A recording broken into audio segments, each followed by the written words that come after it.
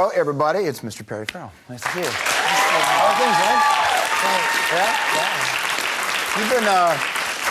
You've been, you just keep on going. Why not? Busy man. Yeah. We can talk about a lot of things, but you flipped the Vanity Fair issue, the Leo on the cover, and there you are. Oh, yeah, There's a nice. lot of other people in there. Bonnie Raitt's in there, Dave Stewart. We can start anywhere with you, but let's start with the environmental thing. Okay. And where a lot of the focus is right now. Okay. Talk about, I guess, your involvement in that.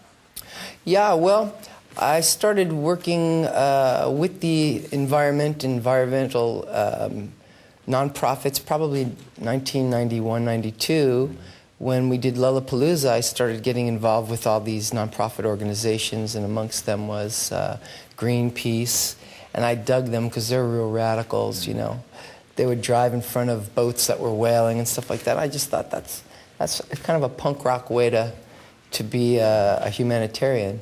So that's how I started. And now in 2007, looking to 2008, I'm working with an organization, Global Cool.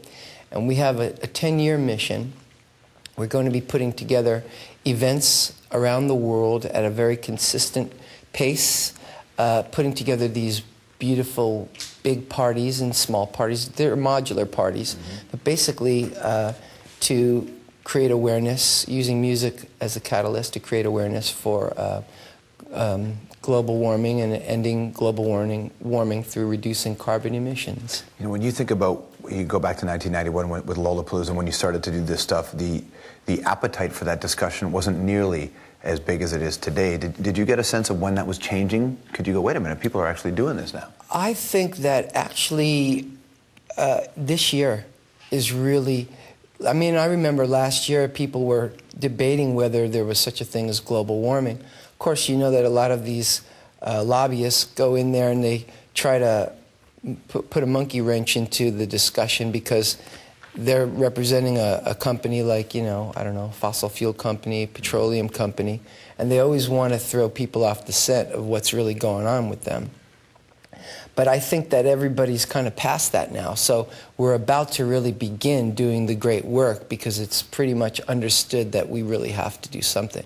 Well, Lollapalooza is back this year. It's in Chicago for a few days? It's in Chicago. It has been for the last few years, but make no mistake, it has tires and there's lots of tread on that. Oh, really? Yes, on that machine. Where are you going? Where's that machine going to go? We're going to start to travel it again. Wow.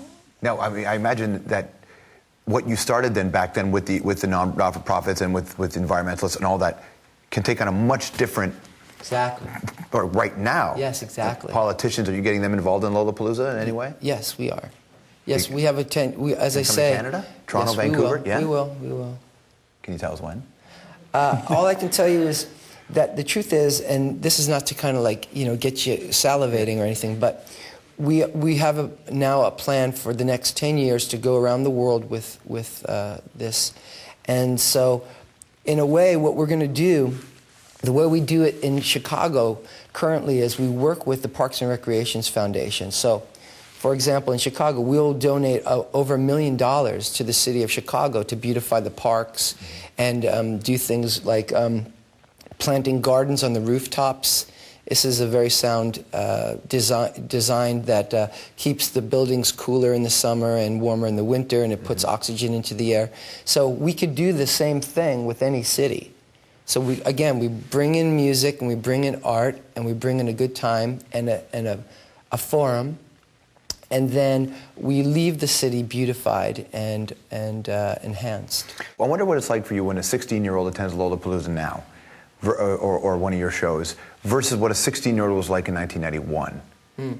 Well, they're different. You have to understand that the internet has been introduced into society, and that has done many different things for messaging.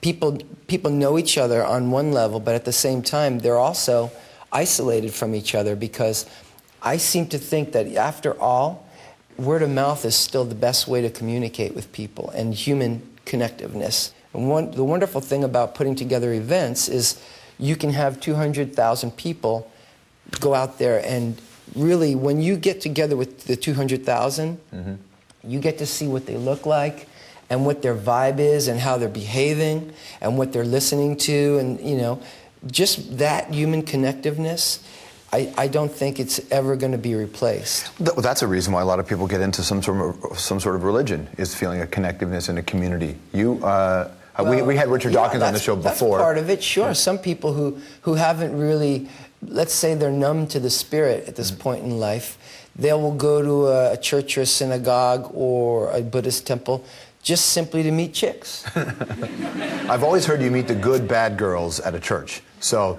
that would tend to add up. Where are you now with that relationship with your spirituality? Well, I have to maintain a relationship with my spirit because, it's, for example, I have if I'm not doing a prayer in the daytime, which I do a prayer every day, a certain part of the day, but I speak with my spirit guide through my dreams, and I wake up with discourses. Of course, because when you're dreaming, it's nice and quiet, and your spirit guide can tell you, "Hey, schmuck, what are you doing?" Yeah. But who do you pray to? Now, like, whom do you pray to? Does it change? Is it the same all the time? Oh, well, look, I don't claim that I know the all-knowing, and I don't think anybody does. It's just too enormous. If nothing else, the law of attraction. So if you're a positive person, you attract positive people and positive spirit. Mm-hmm. That's the way it goes, man. I ought to know. Yes, I would imagine. I like what John Lennon, man. Whatever gets you through the night, right? Whatever works for you. Music. You got another record out. Yes. Can you compartmentalize? I've seen you in a couple different capacities in your life, and I wonder sometimes if you're on stage, when you look at the guys beside you, you see your wife on stage with you, and then you are in another context where you're performing and you're not with those guys. Do you look around going, man, where are they? Well, in some cases, but in some cases you're kind of glad that they're not around too. Well, Jane's Addiction brought a lot of personal drama for you, wasn't it? I mean, it wasn't an easy band to be in, right? Oh man, I was a tough drunk in those days. Because I was unhappy a lot of times on the stage. Yeah. Yeah. I saw you in New York, how many years ago? 5, 6 years ago with Jane's? And you weren't a tough drunk in those days. Was it different to be on stage in that mindset? Well, I mean, I do like to drink regardless, whether I'm happy or unhappy. But sometimes you drink more to kind of hide the pain. And when people are not getting along or they're mean to you on the road and things like that, then you drink a little bit more. And then you start to sing flat and get sloppy. So I like right at the point where I'm giddy and friendly and boisterous and charming. That's the kind of drinking I like to do. Do you go watch big shows now? Do you ever sneak in and see a band play a big show? Do I still see? Yeah, do you get a chance to go and watch a band play a big stadium show ever, an arena show? Well, sure. I was just at Coachella in California. What was that like? Oh, it was wonderful. This is a desert party that they have out in Coachella, California. And so, yeah, man, I love to bop around. When it gets dark at night, you just put a hat on, and you get out into the middle of the crowd, and you can still dance, really. Do you have those moments where you're like, holy shit, that's Perry Farrell?